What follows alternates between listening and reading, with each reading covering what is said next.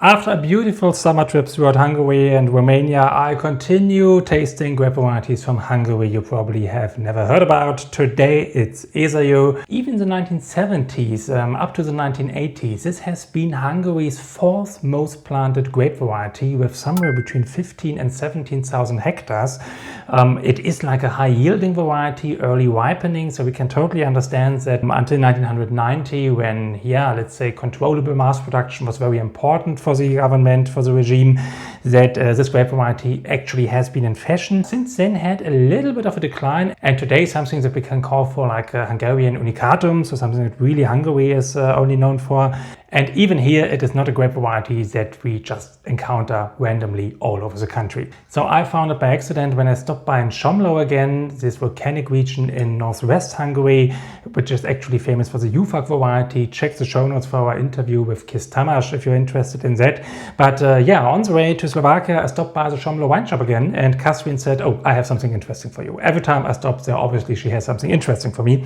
So then she gave me this bottle of Ezerjó, and I'm actually very excited to taste it. Ezerjó actually comes from the region of Mór, that is a little bit more towards Budapest. It's one of the smaller Hungarian wine-growing regions located between Budapest and Lake Balaton, so not too far away from the Somló region, but actually Ezerjó is coming from there. Genetically, from a passport perspective, the VIVC database is not showing any heritage, so I'm not totally sure if there has been done genetic analysis on this variety, where it's originating from.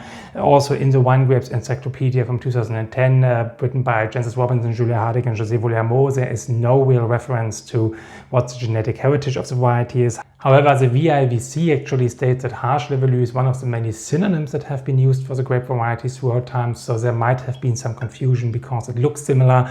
Maybe there is some genetic connection, who knows. Kind of interesting variety, as I said, like in the beginning, high yielding, early ripening, but on the same time it can also rest on the vines for quite a while, fairly thick skin, quite disease resistant. At the same time, it often comes home with very high acidity levels, and this explains already why this is a quite versatile grape variety. It can be used for sparkling wine, it can be used for dry still wines, it can be matured in oak or like rest on the lees and get some substance and some body. It can get quite high alcohol levels, and it even can be used for botrytised wines. There has been a long-standing history of making more Asszú wines. So Asszú we know from Tokai, where we have these botrytis affected sweet wines, dessert wines based on ferment and harsh Levalu. But in the wine growing region of Mór, the winemakers have of course used something local and therefore have used Ezerjó. So Ezerjó means, literally translated from Hungarian, 1,000 good. So on the one hand Ezer, which means 1,000, and the other hand Jó, which means good.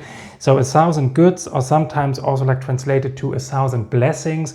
But many claim this does not necessarily have to do with the grape variety and its quality itself, because often it's also described as acidic and quite neutral in its character, not utterly exciting, many sources are claiming.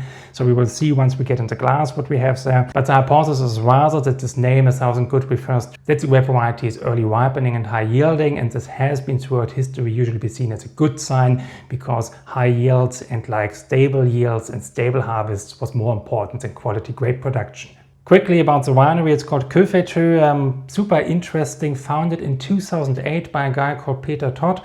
He's like, long-haired and full-bearded, like you would imagine, like a young dynamic winemaker who fell in love with the region because his father had like a plot of land there and he spent the summers there, and at some point of time Peter just decided he wants to become a winemaker and increased his winery to 3.5 hectares today, working organically, working preferably with oak maturation, putting wine on the lees. So what I just said about that Ezerjó is quite good grape variety to be put on the lees and put into oak, we hopefully will also like experience here in Peter's bottle. Kőfejtő is actually referring to like a specific area in the Somló region. Somló is this like old volcanic region surrounded around this like big bedrock of a volcano coming out of nowhere. And the Kőfejtő has actually been like an old mine to mining the volcanic materials. But one quickly has noticed that the specific like magmatic leftovers and the volcanic stones that you find around the Somló region actually are not very stable and cannot be used as building materials. So this mine has been closed like very quickly again.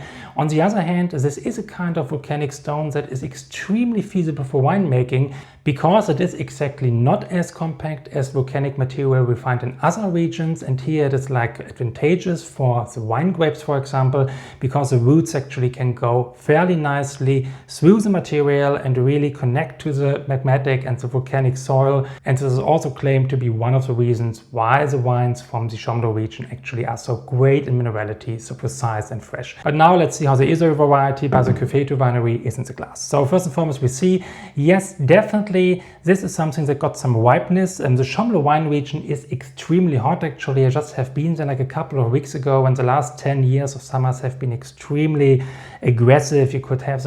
You have there like 35, 36 degrees during the day in like end July and start August, and naturally no real shade for the wines. So what winemakers are actually doing, what also Peter Todt is doing here, leaving the canopy as full as possible for as long as possible to give the grapes actually shade and a little bit protection against the temperatures. But nonetheless, the wine here came into the bottle with only 11.5% alcohol and also having kind of some ripeness and beautiful fruit flavor in the nose actually. Yeah, super lovely like touch of yellow apple, yellow pear here actually, but still like fresh, lively minerals, this volcanic acidity really coming out nicely, like saline minerality. But again, it shows where the wine is from. Somló, really quite warm region, early ripening varieties. So nonetheless, we have the grape at a point where 11.5% alcohol means fully fermented, but still from the phenolic ripeness, the aromas are developed, ripe and mature. And this is quite typical for the wines from the Somló region, not only for the Ezerjó here, but also for the local variety Juhfark, also for mints and harsh levelus that we get from there. So as I said, quite ripe, really mineral, good saline structure, good lees contact here, a little bit of malolactic, was probably an old Hungarian oak barrels that Peter Todt likes to use. So super beautiful example of what we actually expected. Let's see how it is on the palate. That is beautiful. It's fresh, it's lively, it's saline, it's extremely acidic, I must say. So really for like a quite warm region, this is an acidity bomb. This is fresh, this is minerals, this really like it's mouth-watering. It's just like, give me another sip more. It requires seafood because it really would go nicely, the fattiness with the acidity. It's round, it's smooth, it comes with a nice body. The ripeness of the fruit is very nice lingering on the palate actually. Citric, the malolactic touch, a little bit of Parmesan cheese, a light hint of butter and creaminess is giving support, is extending the finish. So this is an extremely beautiful example of Ezerjó. Definitely worth checking out if you are into like highly acidic but still like mature wines. Great minerality here in the glass. Really a fun encounter again because I just got the bottle recommended by Catherine in the Somló wine shop. Definitely a producer I would like to taste more from. Let me know in the comments if you ever have tasted this grape variety, or maybe you have also like an idea what other grape varieties from Hungary, for example, we should taste that we haven't featured yet. Thank you so much. You have watched the video until this point, so maybe you can subscribe to the channel to show your support. That is highly appreciated. And I see you around here for tasting 1368 grape varieties, wine education and wine travel inspiration. Cheers.